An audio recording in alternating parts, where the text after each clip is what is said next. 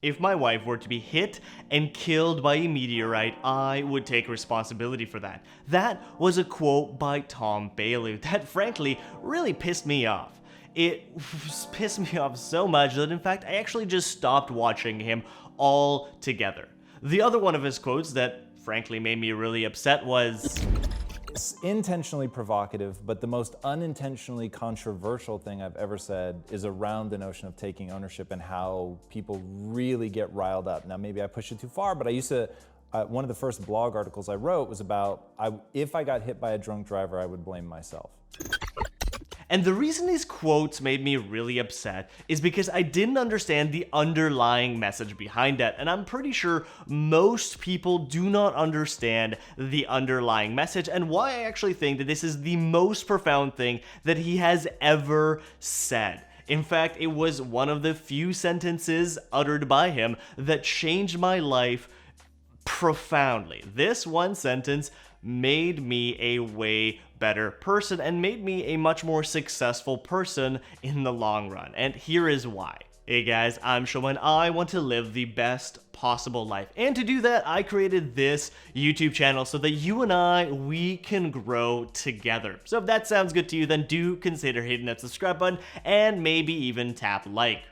So what Tom is really talking about here is what's called your locus of control. And I've actually had this video requested a few times now, so I wanted to revisit it because I think it is the most profound thing that anyone can learn. It is one of the cornerstones of my own self-development and my own personality. And what essentially it is there are two locuses of control, or there are two reasons why things happen. You have your external locus of control, which essentially just means that things that are happening in your life are someone else's fault. I'm not making enough money. Oh, well, that's the government's fault. I got bad grades on a test. Well, that's the teacher's fault. I'm not in a relationship. Well, girls aren't very good. Now, that is, I think, where most people are at. People refuse to take responsibility for their lives. Whereas there is the internal locus of control, this is what Tom was talking about, and that is everything that happens, no matter what it is, it's my responsibility. It is within my control. And I think that is where it becomes so profound, because no matter what happens in your life, it is in your control. Now, is it 100% everything is totally in control? Of course not. And I don't think that's what he means either. I don't legitimately think that, you know, if someone were to be hit by a car, I don't legitimately think that it is my fault. But I think it could have been. And there are steps that I could have taken to prevent that action. And I am now in control of that situation. And what that means is I'm no longer a victim of the situation. I am now in control. I am now the victor of that situation.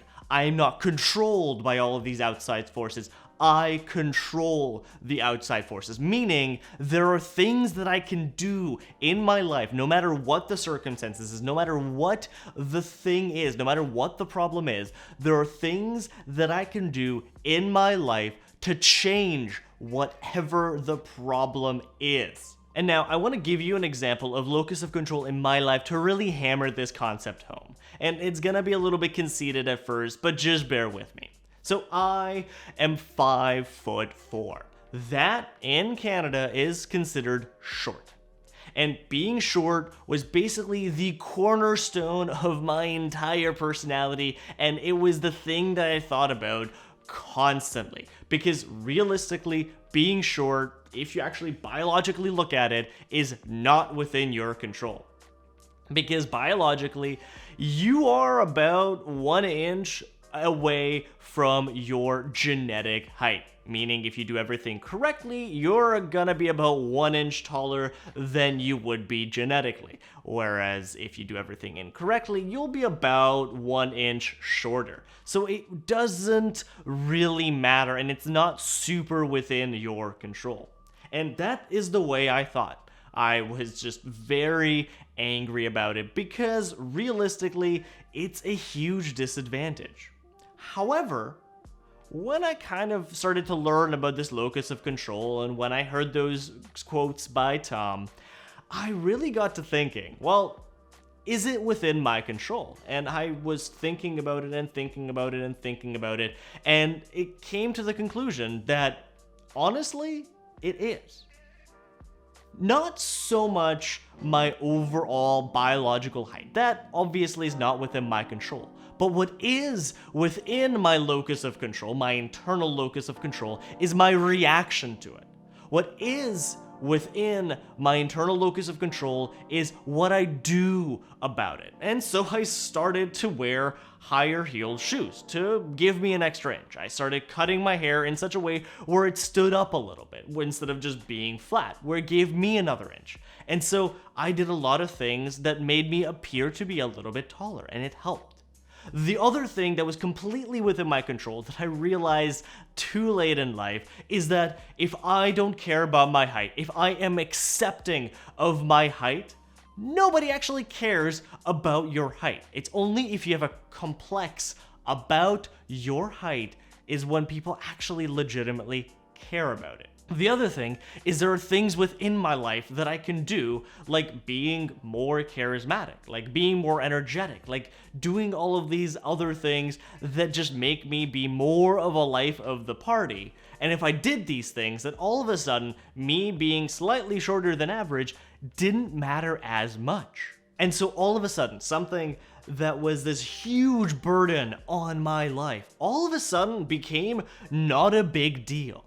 All of a sudden, when I took responsibility for my height and more importantly, for my actions towards others, all of a sudden, my life improved so much. Suddenly, everyone started liking me, and I was able to go on a lot of dates with girls that were frankly taller than me without them caring about my height. And before you're in the comment section and going, well, I have it way worse than you, like you're just short, but I'm XYZ, that's not the point. I fully realize that I am in a very, very fortunate spot in my life, and that being short is really not that big of a deal. But I wanted to use that example because it is something biological that most people think they don't have control over, that I didn't think I have control over, that I ended up having that control over. And that is the entire point of this video, is that no matter what your situation is, and I know some of you guys are going to be very, very bleak in your situations, but no matter what your situation is, I promise you that if you think about it and try to solve it and come at it from a internal locus of control, from an I have control over this situation versus I am completely helpless, I am completely a victim. If you come at it from an internal locus of control, I almost promise you that you will find a way out of it. And so whatever your problem is, let's see if applying it, even as a fun little mental experiment, applying this locus of control theory to it and seeing if there is a way where you can actually solve your problems. If you're not making enough money, well, maybe let's see how you can pick up a few extra shifts. Let's see how you can do all of these other things, because at the end of the day, everything is a choice and everything is your choice. On screen right now, you have a few videos that I think would be great for you to watch next. If you've made it this far, please consider hitting that subscribe button. It would mean the world to me, and it is within your control.